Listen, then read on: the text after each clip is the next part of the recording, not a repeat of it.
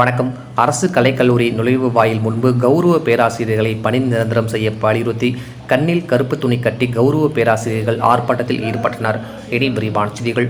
அரியலூரில் உள்ள அரசு கலைக்கல்லூரி நுழைவு வாயில் முன்பு கௌரவ பேராசிரியர்கள் பல்வேறு கோரிக்கைகளை வலியுறுத்தி கண்ணில் கருப்பு துணி கட்டி ஆர்ப்பாட்டத்தில் ஈடுபட்டனர்.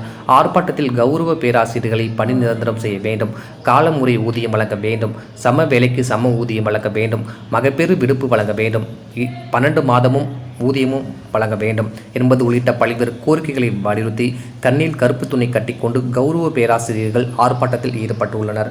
டிஎன் செய்திகளுக்காக அரியலூர் மாவட்ட செய்தியாளர் SP ரவிச்சந்திரன்.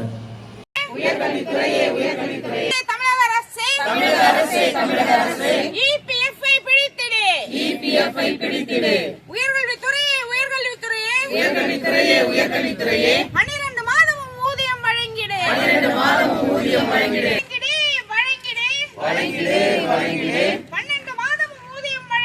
12 மாதமும் ஊதியம் வழங்கிடு பிடித்திடு EPF பணம் பிடித்திடு 12 மாதமும் ஊதியம் வழங்கிடு.